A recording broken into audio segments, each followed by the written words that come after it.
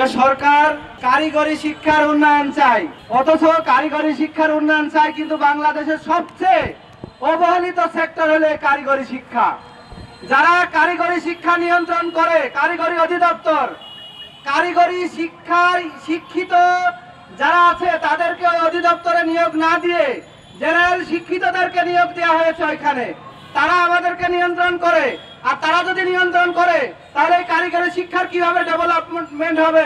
দেশ কেন, পৃথিবীর কোন দেশ যদি উন্নয়নের শিক্ষা আরোহণ করতে হয় তাহলে হাতে কলমে শিক্ষার প্রয়োজন, কারিগরি শিক্ষার প্রয়োজন।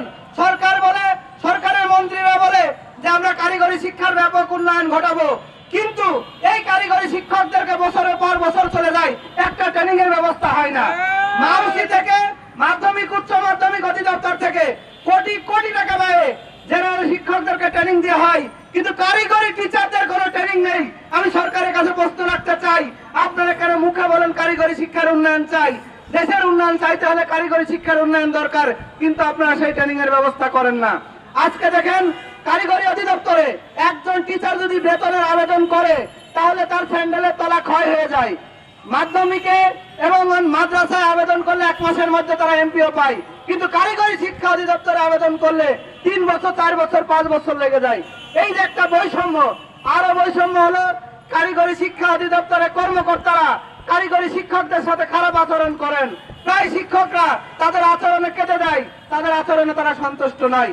আমরা এই কারিগরি অধিদপ্তরের আমূল পরিবর্তন চাই, কারিগরি বোর্ডের আমূল পরিবর্তন চাই, কারিগরি শিক্ষকদের ট্রেনিং চাই।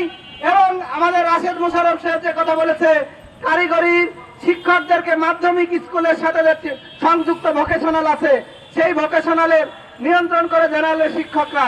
আমরা ওই প্রতিষ্ঠানের একজন কারিগরি শাখার থেকে একজন সহপ্রধান হিসেবে নিয়োগ চাই।